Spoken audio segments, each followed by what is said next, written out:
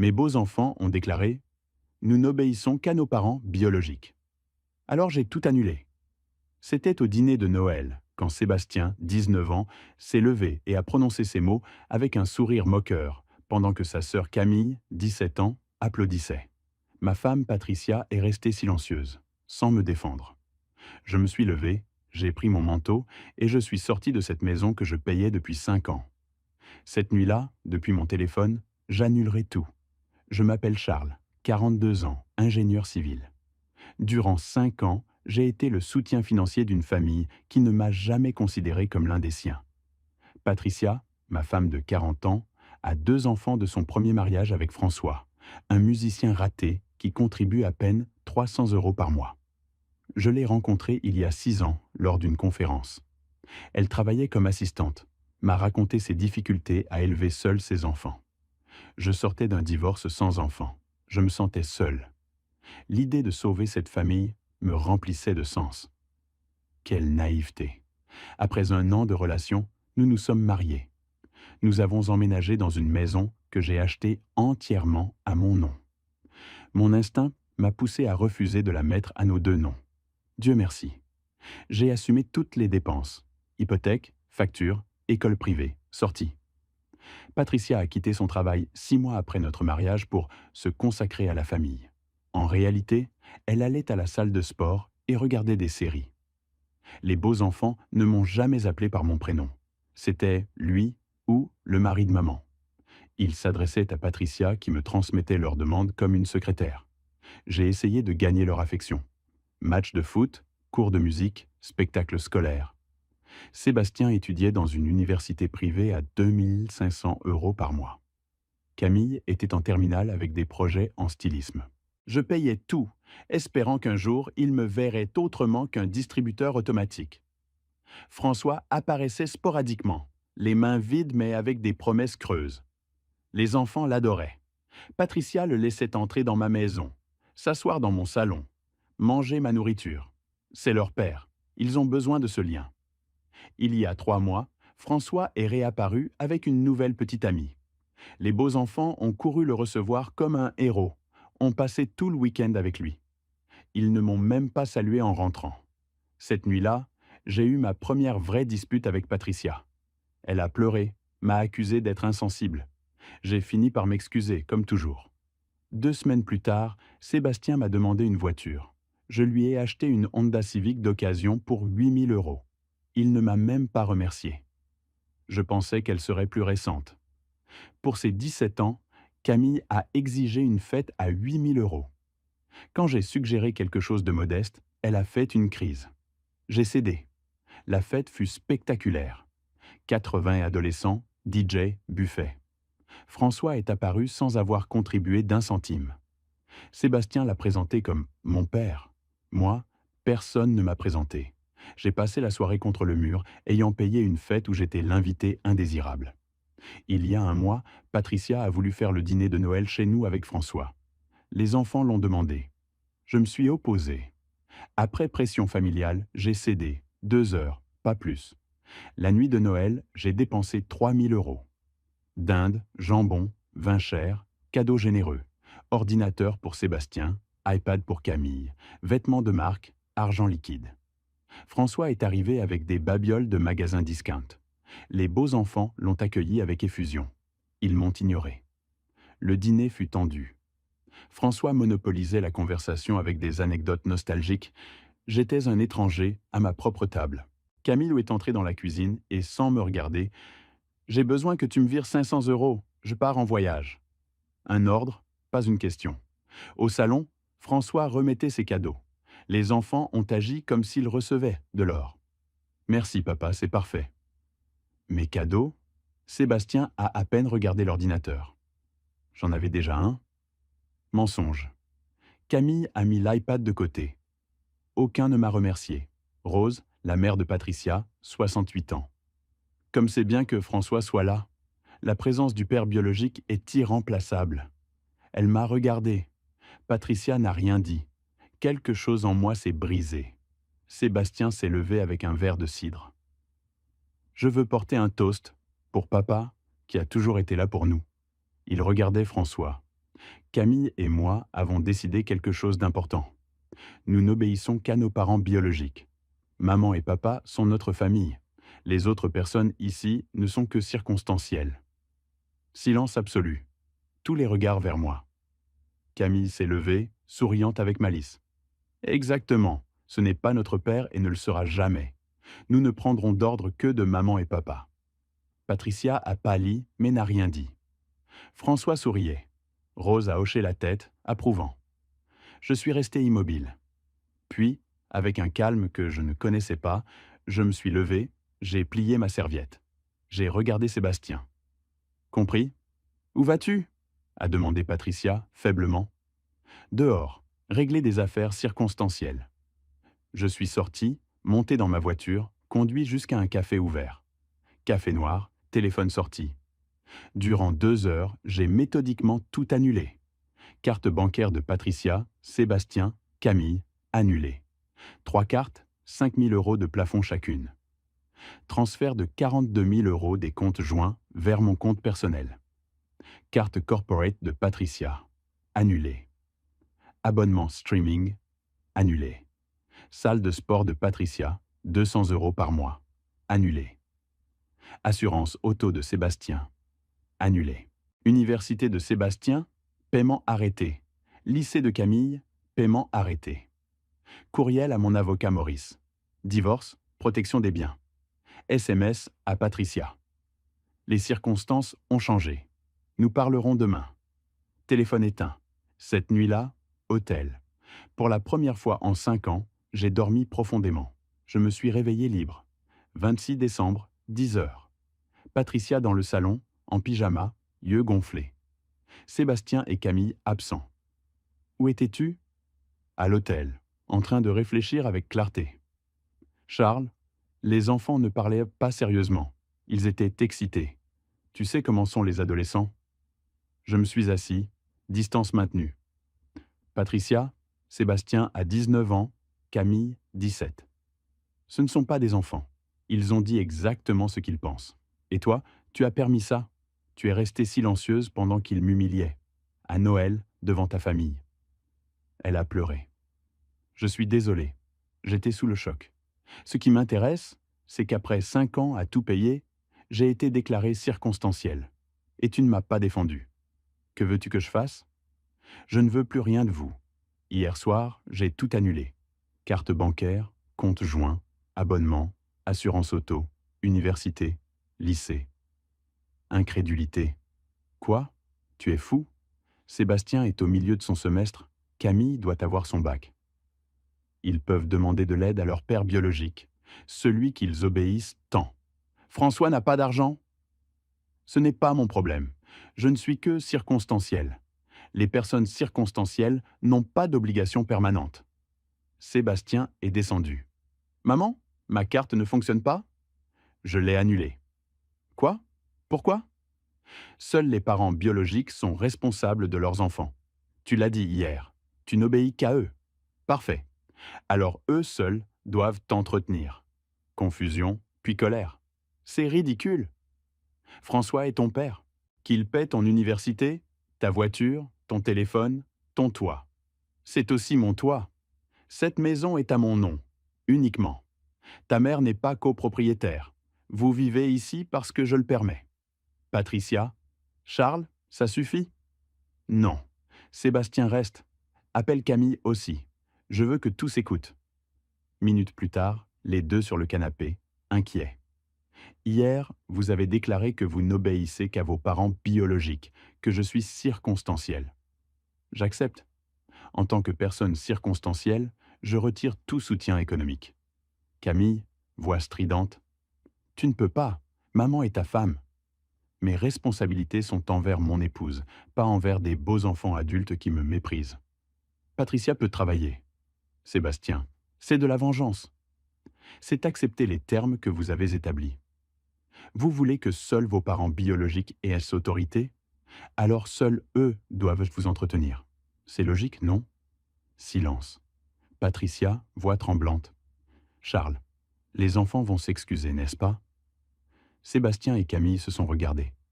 Aucun n'a parlé. Ils attendent que je cède. comme toujours. Ils s'attendent à ce que tout redevienne normal. Silence. J'ai été un distributeur automatique avec des jambes. Je suis fatigué de ce rôle. Camille a pleuré, larmes manipulatrices. Tu es cruel. C'est pour ça que je n'ai jamais pu t'accepter. Intéressant. Quand je payais ta fête, tes vêtements, tes sorties, je n'étais pas cruel. Je suis cruel quand j'arrête de donner de l'argent. Patricia a tenté de m'embrasser. Je me suis éloigné. Charles, ça affectera l'avenir des enfants.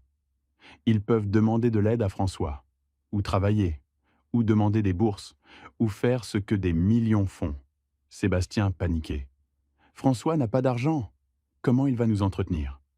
C'est ton problème. Tu as choisi de lui obéir. Accepte les conséquences. Patricia s'est mise à genoux. Théâtrale. S'il te plaît, Charles, c'est un mariage, une famille recomposée. Tu savais que j'avais des enfants. J'ai accepté d'être un mari. J'ai essayé d'être une figure paternelle. Ils m'ont rejeté. Hier soir, ils ont clarifié qu'ils ne veulent pas de moi, sauf comme source d'argent. Je leur donne ce qu'ils ont demandé. Aucune autorité, aucune responsabilité. Je me suis levé.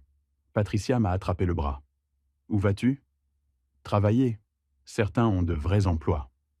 C'est le 26 décembre. J'ai un projet, et je préfère être n'importe où plutôt qu'ici.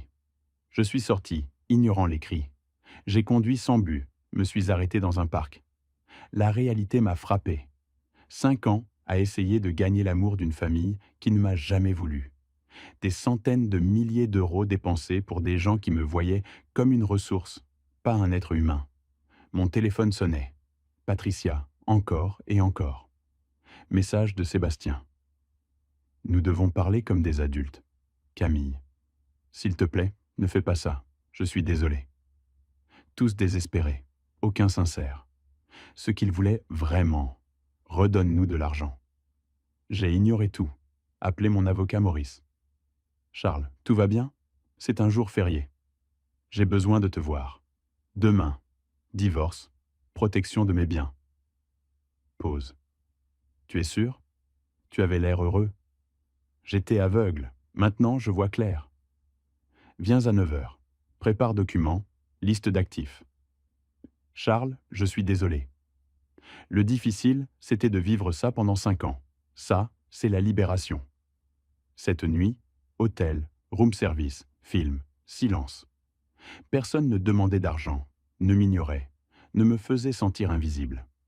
Matin, 63 messages de Patricia. Supplication, accusation de cruauté. Le dernier différent. François est venu. Je lui ai parlé d'aider avec les dépenses. Il a dit qu'il ne peut pas, qu'il peut à peine se payer. Les enfants sont dévastés. Charles, parlons. Sourire amer. Voilà, François, le père biologique merveilleux, sauf dans tout ce qui importait. Moi, le circonstanciel qui payait. Pas de réponse. Préparation pour Maurice. Bureau au centre-ville, immeuble de verre. 9 heures pile, dossier complet.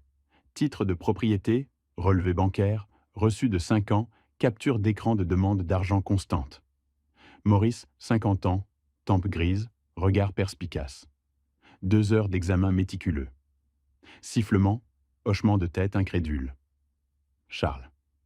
25 ans de pratique, beaucoup de cas d'abus financiers, mais ça, extraordinaire. Tu as dépensé plus de 400 000 euros en 5 ans. Le chiffre à voix haute m'a frappé. 400 000 euros. Presque un demi-million. Puis-je récupérer quelque chose? Tête secouée. Pas légalement. Donné volontairement. Mais bonne nouvelle. Maison entièrement à ton nom. Pas de bien commun. Patricia n'a pas travaillé. Voitures à ton nom. Compte d'investissement à ton nom. Elle a très peu de réclamations. Pension alimentaire? Possible. Mariée 5 ans, elle a quitté son emploi. Pension temporaire, 2-3 ans. Mais pas d'enfants ensemble, capacité de travailler. Entre 1 000 et 2 000 euros par mois maximum. Les beaux enfants? Absolument aucune obligation. Pas adopté, pas mineur. Sébastien 19 ans, Camille 17. Légalement, tu ne leur dois rien. 0. Poids énorme quittant mes épaules. Procédons au divorce rapidement. Papiers aujourd'hui. Patricia notifiée dans 48 heures. Mais Charles, je t'avertis, ça va devenir moche. Quand l'argent est fini, les gens montrent le pire. Qu'ils essaient, je n'ai plus rien à perdre sauf l'argent restant. Et ça, je le protège. Après-midi. Appel. Numéro inconnu. Rose, mère de Patricia. Ton glacial. Nous devons parler de ce que tu fais à ma fille et mes petits-enfants. Je n'ai rien à discuter avec vous, Rose. Affaire entre Patricia et moi. Tu es méprisable. Patricia t'a donné ses meilleures années. Elle a ouvert son foyer et tu la laisses sans rien. Patricia ne m'a rien donné sauf des factures. Je ne la laisse pas sans rien. Elle peut travailler. Elle a 2 enfants qui ont un père biologique. François, appelle-le pour te plaindre. Ah oui, il n'a jamais rien contribué. Mais quand j'arrête de payer, je suis le méchant. Raccroché furieux. 10 minutes, message des sœurs de Patricia. Accusation. J'ai bloqué tous leurs numéros. Lendemain, retour à la maison, récupérer affaire. Patricia dans le salon, yeux rouges, robe que j'aimais, maquillée. Tentative de séduction. Charles, assieds-toi. Parlons comme des adultes. Assis, distance maintenue. Les choses ont dérapé à Noël. Les enfants étaient excités, ont dit des choses blessantes. Ils ne le pensaient pas. Ils sont prêts à s'excuser. Je ne veux pas leurs excuses. Elles ne signifient rien. Yeux clignotants. Ce sont des enfants. Ils font des erreurs. Ce sont de jeunes adultes. Leurs erreurs ont été constantes 5 ans. Pas un dérapage. L'aboutissement d'années à me traiter comme moins qu'humain. Pas de réponse. Tu as permis que je devienne l'ennemi silencieux qui payait. Maintenant que j'ai arrêté, soudain, je suis important. Changement de tactique. Larmes. Je t'aime, Charles. J'ai fait des erreurs, mais je t'aime. Ne détruis pas notre mariage. Ce n'est pas un moment de colère. C'est 5 ans de clarté en une nuit. Tu ne m'aimes pas, Patricia. Tu aimes mon argent, la sécurité, ne pas travailler. Moi, en tant que personne, tu ne m'as jamais aimé. C'est cruel et faux. Faux? Alors dis-moi quelque chose sur moi sans lien avec travail ou argent. Mes rêves, peurs, espoirs. Ma couleur préférée, mon plat favori, ce qui me rend heureux. Bouche ouverte. Pas de réponse. Après 5 ans, elle ne connaissait rien de substantiel. Bleu marine, rôti de ma grand-mère morte il y a 10 ans. Silence des montagnes où je campais avant toi. Chose jamais demandée parce que jamais souciée. Pleurs sincères. Profondeur de la déconnexion enfin comprise. Nous pouvons recommencer. Vraiment nous connaître. Je peux changer. Les enfants peuvent changer. Debout. Je ne veux pas que vous changiez. Je veux que vous me laissiez tranquille. Maurice te notifiera du divorce. Trouve un avocat. Monter, récupérer vêtements, objets. Redescendu, 2 valises. Sébastien et Camille bloquant la porte. Tu ne peux pas partir? C'est notre maison, notre famille. C'est ma maison. Vous avez clarifié à Noël que je ne fais pas partie de votre famille. Camille, larmes aux yeux. Désolé, Charles, vraiment, j'ai été cruel, stupide. Pardonne-moi. Camille, 5 ans pour me traiter avec respect. 5 ans pour dire merci. 5 ans pour m'inclure. Tu ne l'as pas fait. Choisis de ne pas le faire. Tes excuses maintenant que l'argent est fini ne signifient rien. Sébastien, quand est mon anniversaire? Perplexe. Avril? Octobre, il y a 3 mois. Aucun ne s'en est souvenu. Camille, sur quoi je travaille? Projet qui a consumé 6 mois de ma vie? Tête secouée. Construction du nouvel hôpital pour enfants? Parler à table des centaines de fois pendant que vous regardiez vos téléphones. Mais vous savez exactement quand sont les paiements des cartes de crédit, non? Silence. Confronté à la vérité de leur mépris. Écartez-vous. Sébastien, dernier éclair de rébellion. Et si on ne le fait pas? Téléphone sorti. J'appelle la police. Intrusion. Cette maison est à moi. Vous êtes résident parce que je le permets. Ça peut changer. Menace suffisante. Sébastien écarté. Camille aussi, pleurant. Passé entre eux, valise portée, Patricia dans le couloir. Quand reviendras-tu? Je ne reviendrai pas. Vous pouvez rester pour l'instant, mais finalement je vendrai ou vous partirez. Mon avocat expliquera. Sortie, montée en voiture. Derrière, cris, sanglots. Une partie de moi coupable, mais une partie plus grande, plus forte, enfin libre. Cette nuit-là, dans ma chambre d'hôtel, j'ai reçu un message d'un numéro inconnu. C'était François. J'ai entendu ce qui se passe. Je voulais juste que tu saches que j'ai toujours pensé que tu étais un idiot de payer pour mes enfants. Mais maintenant, je vois que tu as finalement développé des couilles. Respect. Même si maintenant j'ai Patricia qui m'appelle tous les jours pour demander de l'argent que je n'ai pas. Merci pour ça. J'ai bloqué son numéro aussi. Je n'avais pas besoin de la validation d'un homme qui avait abandonné ses propres enfants. 2 jours plus tard, Patricia a été officiellement notifiée du divorce.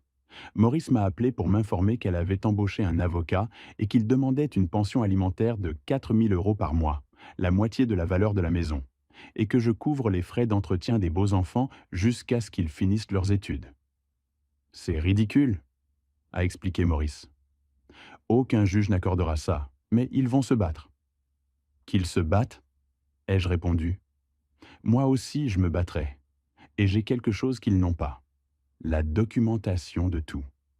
Les semaines suivantes ont été des montagnes russes émotionnelles. Patricia et son avocat, un homme nommé Gustave Reyes, avec une réputation d'être agressif dans les cas de divorce, ont essayé de me peindre comme un mari abusif qui abandonnait cruellement une famille recomposée vulnérable.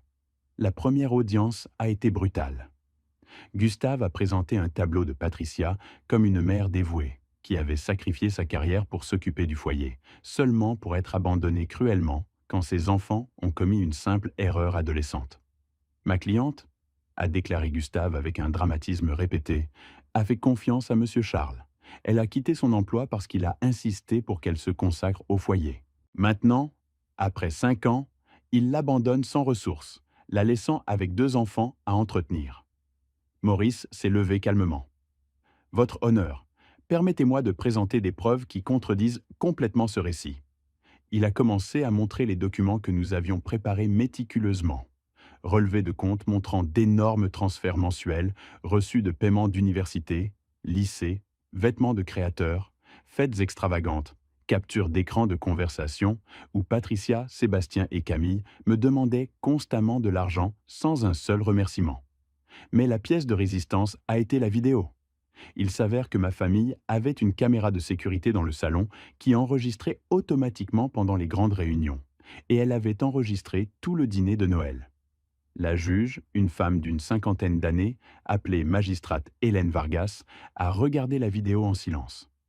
Tous dans la salle ont pu entendre parfaitement Sébastien déclarer « Nous n'obéissons qu'à nos parents biologiques » et me qualifier de circonstanciel. Nous avons vu le visage de Patricia, son silence complice. Nous avons entendu Camille applaudir la déclaration de son frère. Quand la vidéo s'est terminée, la magistrate Vargas a enlevé ses lunettes et a regardé directement Patricia. « Madame, vous avez permis que vos enfants humilient publiquement votre mari de cette manière ?» Patricia a bégayé. Ils étaient excités de voir leur père. Ils ont 19 et 17 ans, respectivement, a répondu la magistrate avec froideur. Ce ne sont pas de petits enfants, et vous, en tant que mère, aviez la responsabilité d'intervenir. Vous ne l'avez pas fait. Gustave a essayé de se reprendre. Votre honneur, un moment de mauvais jugement de la part d'adolescents ne justifie pas que M. Charles abandonne complètement ses responsabilités. À ses responsabilités, a interrompu Maurice, étaient envers son épouse, pas envers des beaux enfants adultes qui ont publiquement rejeté toute autorité ou lien avec lui. Mon client n'a pas adopté ces jeunes, il n'a aucune obligation légale envers eux. La magistrate Vargas a hoché la tête lentement. Maître Gustave, votre demande de pension alimentaire de 4 000 € par mois est excessive. Madame Patricia est jeune, en bonne santé et capable de travailler. De plus, le mariage n'a duré que 5 ans. J'accorderai une pension temporaire de 1 200 € par mois pendant 18 mois. Ça lui donnera assez de temps pour se réintégrer dans le monde du travail.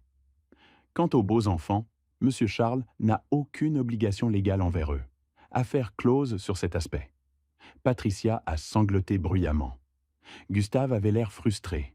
J'ai ressenti une vague de soulagement. Les mois suivants ont été de reconstruction. J'ai vendu la maison pour un excellent prix. Ma portion a été de 230 000 € que j'ai immédiatement investi judicieusement. J'ai reçu une promotion au travail, devenant ingénieur principal avec une augmentation significative de salaire. J'ai recommencé à sortir avec des amis. quelque chose que j'avais arrêté pendant mon mariage parce que Patricia avait toujours besoin de quelque chose. Un soir, 3 mois après le divorce, je dînais dans un restaurant élégant avec un groupe de collègues quand j'ai vu Patricia. Elle travaillait comme serveuse, en uniforme noir et tablier blanc. Elle avait l'air épuisée, plus mince, avec les cheveux attachés en queue de cheval simple. Nos regards se sont croisés brièvement. Elle a pâli et s'est rapidement retournée, disparaissant dans la cuisine. 1 mois plus tard, j'ai reçu un message de Sébastien. C'était le premier en 4 mois. J'ai trouvé un travail à temps plein. Ce n'est pas grand-chose, mais c'est quelque chose. Je vais reprendre mes études l'année prochaine en les payant moi-même. Je pensais que tu devrais le savoir. Je n'attends rien de toi. Je voulais juste que tu saches que j'essaie de grandir. Je n'ai pas répondu immédiatement. J'y ai réfléchi. Finalement, j'ai écrit « Je suis content de savoir que tu assumes la responsabilité de ta vie. Je te souhaite le meilleur. » Ce n'était pas une réconciliation. Je n'ai pas pardonné les années de maltraitance, mais c'était une reconnaissance qu'il essayait de changer. Camille n'a jamais contacté. Selon ce que j'ai entendu par des tiers, elle avait trouvé un travail dans une boutique de vêtements et économisait pour l'université. Apparemment, elle blâmait tout le monde pour sa situation, sauf elle-même. François a complètement disparu. Selon les rumeurs, il a déménagé dans une autre ville avec sa nouvelle petite amie, fuyant toute responsabilité envers ses enfants. 6 mois après le divorce, j'ai rencontré Andrea. Elle était architecte, indépendante, sans enfant, avec sa propre vie établie. Nous nous sommes rencontrés lors d'une conférence professionnelle. L'attraction a été immédiate, mais nous avons construit la relation lentement, avec honnêteté. Depuis le début, je lui ai raconté toute mon histoire avec Patricia et les beaux enfants. Je m'attendais à ce qu'elle fuie. Au lieu de ça, elle a pris ma main et a dit « Merci de partager ça. Maintenant, je sais que tu es quelqu'un qui valorise le respect mutuel. C'est important pour moi aussi. » Andrea n'avait pas besoin d'être sauvée. Elle n'avait pas d'enfants qui devaient être entretenus. Il n'y avait pas de drames familiaux ni de pères biologiques absents causant le chaos. C'était juste elle, brillante et indépendante, me choisissant parce qu'elle me valorisait en tant que personne, pas en tant que fournisseur. 1 an après le divorce, je dînais avec Andrea dans notre restaurant préféré quand Patricia est apparue à nouveau. Cette fois, pas comme serveuse, mais comme cliente. Elle était avec un homme que je ne reconnaissais pas, quelqu'un de son âge habillé modestement. Elle avait l'air mieux que la dernière fois, moins décharnée, avec quelque chose de paix sur son visage. Nos regards se sont croisés. Elle a hésité, puis s'est approchée de notre table avec prudence. « Charles, » a-t-elle dit doucement, « puis-je te parler un instant ? Juste un moment. » Andrea m'a regardé, laissant la décision entre mes mains. J'ai hoché la tête. « Bien sûr ?» Patricia a pris une grande respiration. « Je voulais juste te dire que tu avais raison. Surtout, j'ai permis que mes enfants te traitent terriblement. J'ai priorisé leur bonheur superficiel sur ta dignité. Je t'ai utilisé comme fournisseur sans te valoriser en tant que personne. Et je méritais chaque conséquence que j'ai reçue. Je suis resté silencieux, surpris par la sincérité. Cet homme, a-t-elle continué en pointant vers son accompagnateur, c'est Martin. Il travaille dans la construction comme superviseur. Il gagne un salaire modeste. Il ne peut pas me donner le style de vie que tu m'as donné, mais il me respecte et je le respecte. Nous construisons quelque chose basé sur l'égalité, pas sur la commodité financière. Je suis content d'entendre ça, ai-je dit honnêtement. Sébastien est de retour à l'université, a-t-elle ajouté. Il a pris 2 emplois et obtenu des bourses. Il est fier de payer lui-même. Il dit qu'il n'a jamais valorisé l'éducation quand tu payais. Mais maintenant que ça lui coûte sa propre sueur, chaque cours signifie quelque chose. C'est bien, ai-je commenté. Une vraie croissance nécessite un vrai effort. Camille ? Patricia a hésité. Camille est encore rancunière, mais elle travaille, paie ses propres choses, apprend lentement que le monde ne lui doit rien. Patricia a hoché la tête.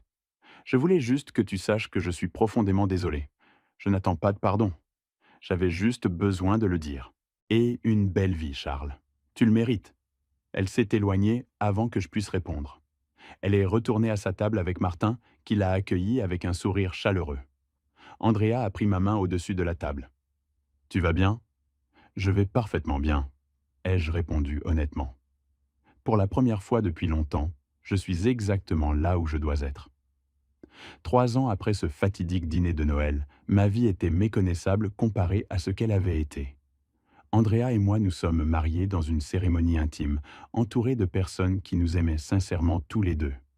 La proposition a été simple, honnête, sans drame. Juste deux personnes qui s'aimaient, décidant de construire un avenir ensemble.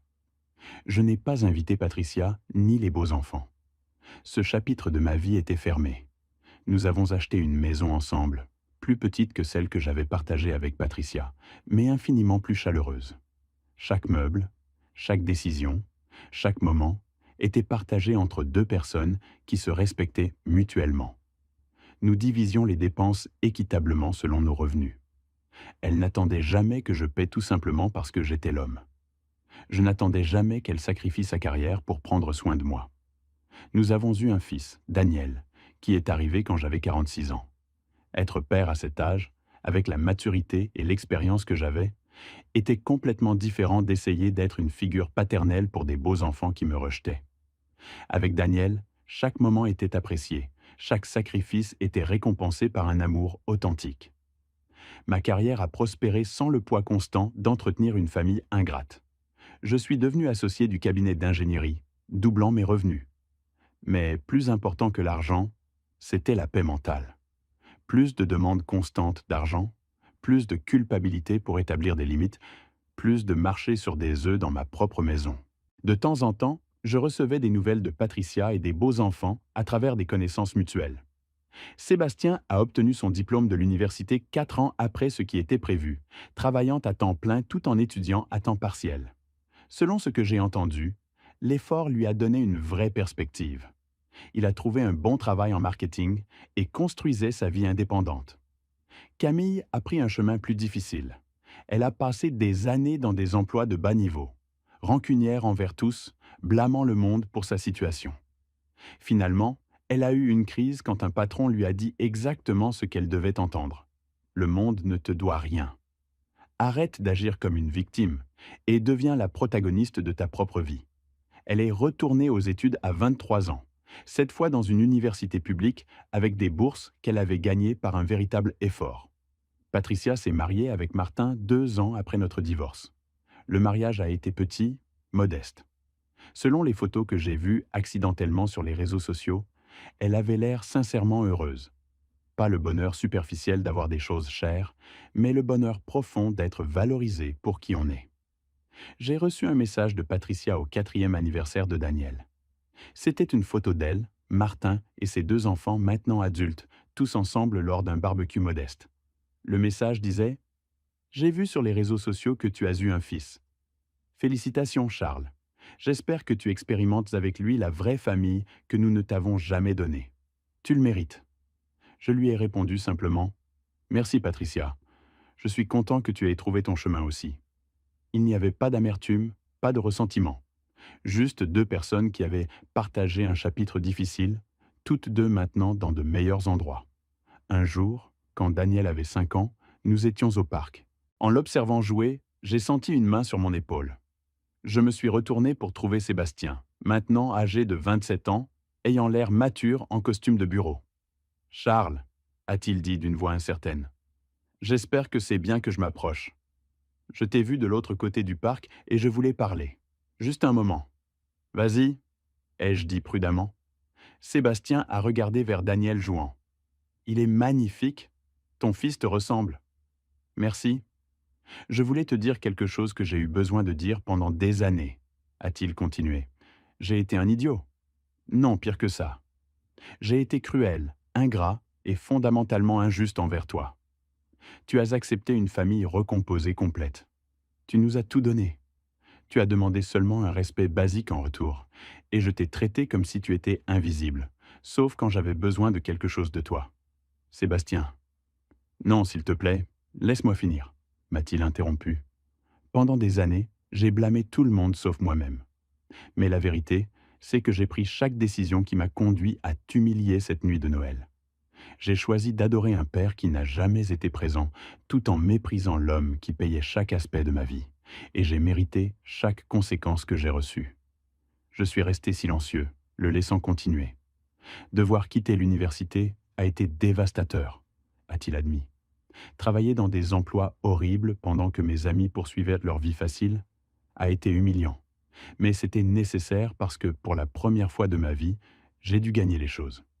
Et quand je suis finalement retourné à l'université en payant chaque euro moi-même, chaque cours signifiait quelque chose. Chaque note gagnée était vraiment à moi. Je suis content d'entendre que tu as grandi, ai-je dit honnêtement. Je n'attends pas de pardon, Charles. Je n'attends pas que nous ayons une relation. J'avais simplement besoin que tu saches que j'ai finalement compris. J'ai finalement appris la leçon que tu as essayé de nous enseigner pendant 5 ans. Que le respect se gagne, ne s'exige pas. Que l'argent n'achète pas le droit d'être cruel. Et que les conséquences de nos actions sont réelles et durables. Je l'ai regardé. Il avait mûri. Les lignes autour de ses yeux parlèrent de nuit à travailler des doubles quarts. L'humilité dans sa voix était authentique, pas manipulatrice. J'accepte tes excuses, ai-je finalement dit. Ça ne signifie pas que j'ai oublié, mais je reconnais ta croissance. Sébastien a hoché la tête, les yeux brillants de larmes qu'il n'a pas versées. C'est plus que ce que je mérite. Merci. Il s'est éloigné, sans rien demander de plus, sans demander d'argent, sans demander une relation, sans demander que tout redevienne comme avant. Juste reconnaissance et excuse. C'était enfin du vrai respect. Cette nuit-là, avec Daniel endormi dans sa chambre et Andrea lisant à côté de moi sur le canapé, j'ai réfléchi au voyage. J'avais perdu 400 000 euros, 5 ans de ma vie et une famille qui n'avait jamais vraiment été mienne. Mais j'avais gagné quelque chose d'inestimable. Ma dignité, mon estime de moi et la clarté de savoir exactement quel type d'amour je méritais. Les mots de Sébastien cette nuit de Noël, « Nous n'obéissons qu'à nos parents biologiques », avaient été le catalyseur de la meilleure décision de ma vie. Tout annuler n'était pas de la vengeance. C'était la libération. Certaines familles recomposées fonctionnent magnifiquement. La mienne ne l'a pas fait, et c'était bien. Parce qu'en m'éloignant de ce qui ne fonctionnait pas, j'ai fait de la place pour ce qui fonctionnerait. Et dans les bras d'Andrea, avec Daniel dormant en sécurité dans sa chambre, enfin libre du poids d'être seulement un fournisseur, enfin valorisé comme un être humain complet, je savais avec une certitude absolue que j'avais pris la bonne décision. En regardant en arrière maintenant, je peux voir que ce dîner de Noël n'était pas la fin de quelque chose.